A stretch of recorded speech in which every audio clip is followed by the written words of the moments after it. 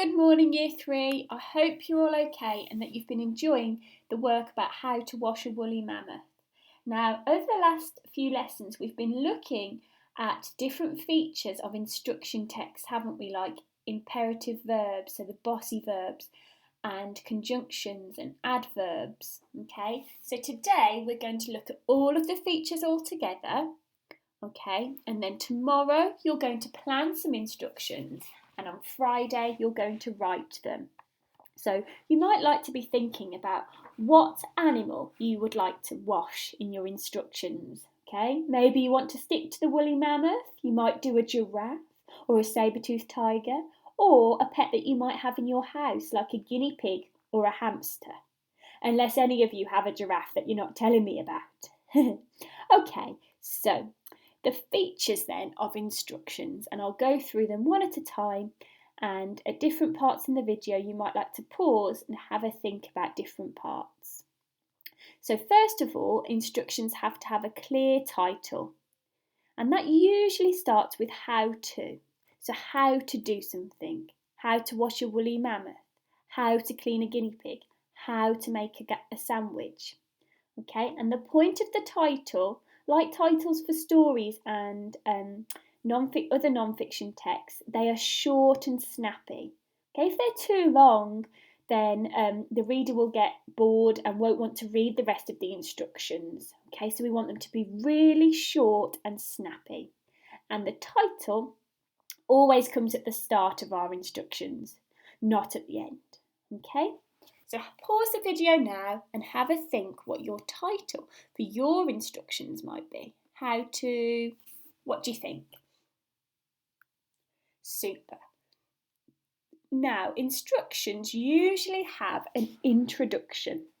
Okay, so the introduction tells the reader exactly what the text is about. Okay, so they know exactly what it is that they're reading instructions on. Usually they're about 3 to 4 sentences long, so not a humongous paragraph, just a few sentences to tell the reader what the text is about.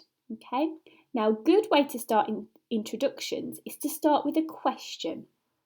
So here's a good example from the How to Wash Your Woolly Mammoth text.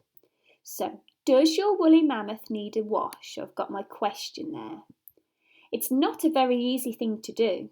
Woolly mammoths are quite big and wool is notoriously tricky to clean. Don't worry, just follow this step-by-step guide. Okay, so you could change that to fit your instructions. So does your fluffy giraffe need a wash? Does your filthy guinea pig need a wash? Okay, super.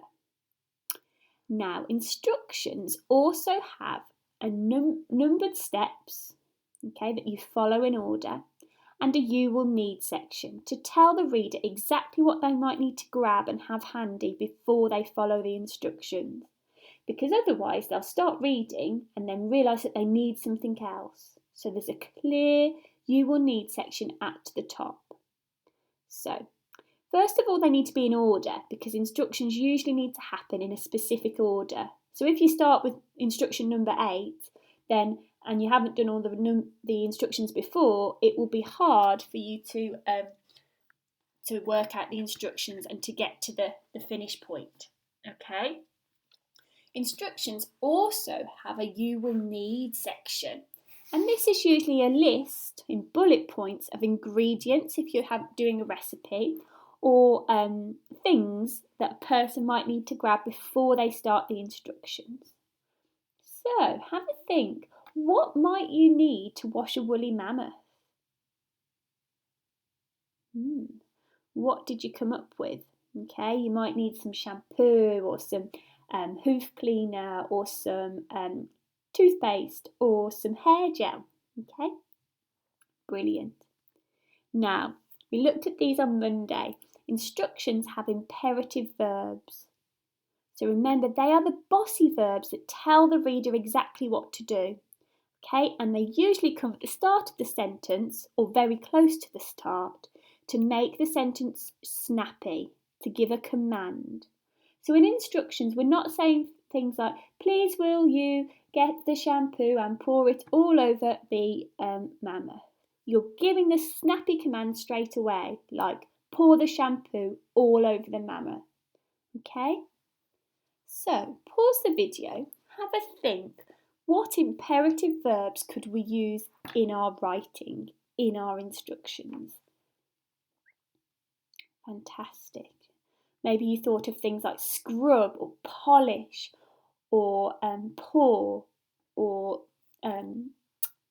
bathe, okay? Some of those interesting verbs. Now, we also looked at last week prepositions, and we talked about how they're really useful for giving details about where or when something should happen. And you designed those fabulous woolly mammoth cleaning kits, didn't you? Okay? And you wrote sentences saying where each part should be used. Okay? So you might do something in your instructions like remember to wash behind the woolly mammoth's ears. Okay? So that tells me where I've got to wash. Okay? You might say use the cotton buds to clean inside the mammoth's ears. Okay? So there's some examples here of the prepositions that you could use. Okay, so I want you to have a think. How could you use them in your writing? Super. Okay, now we looked at these yesterday. We thought about ways we could improve some instructions by adding adverbs, so a word that describes a verb. So not just scrub the woolly mammoth, but scrub the woolly mammoth carefully. So that tells us how to scrub the woolly mammoth. Okay, or you might say pour the shampoo over the mammoth gently. That tells us how to pour it. Because if you pour it all out in one big gulp, it could go everywhere, couldn't it? Okay, so it's good to be specific with our instructions and give the reader more information. Now, yesterday we also looked at time conjunctions, didn't we? And they help us to order each step of the instructions. So we could use things like first or primarily or next or secondly. And then at the end we could use things like finally or ultimately or lastly. And that helps the reader to know exactly what order and when to do things. So in instructions they make things really clear, because remember, in instructions it's important to follow the right order of things, isn't it? Super. Okay, then another extra thing that you might like to add to your instructions that makes them interesting is to add in some extra helpful details. So things like warning box. So you could say something like, warning, do not get any shampoo in the mammoth's eyes, otherwise it could get angry. Okay, you could do some top tips. So if the mammoth is thirsty, let him drink some of the bath water. Often in recipes, chefs put top tips in just to help you and to give you some advice to follow to make your cooking better, don't they? Okay, you might do things to remember, or some did you know fact boxes. Okay, so did you know that a woolly mammoth's tusk is 15 feet long? That might be an interesting one. Okay, so have a think now. Can you think of any top tips or warnings for washing a woolly mammoth or the animal that you want to wash? Brilliant. Okay, then instructions usually have diagrams, and they're different to pictures. Okay, diagrams are more specific, and they show the reader how things should look. So this is from the Woolly Mammoth book, and it shows the reader what the bath should look like. So they've labelled it with the caption empty and then full. So it helps the reader to see exactly how things should look. Often in recipe books or in instructions for how to build something like Lego, they have diagrams in them to show you how things should look. Okay, because it helps you to picture it and to follow the steps. Okay, so maybe have a think, what diagrams could be useful in your writing, in your instructions? Super.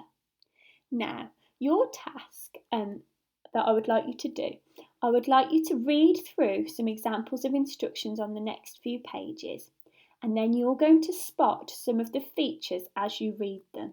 You might also like to listen to me reading the story to help you and to see what features you can listen to. So we've got the instructions on how to make a model woolly mammoth. I know some of you followed those ones to make your own, didn't you? They were super duper. And then we've got some instructions about how to tame a unicorn. Okay, so have a read of those. I won't read them to you, you can read them yourself. And then I would like you to complete this table. Okay, don't worry if you can't print it, you can just copy it out. So on the left hand side you've got the features of the instructions, and then you're going to write an example of each one. Okay, if the instructions that you've read don't have them in, you could think of your own example.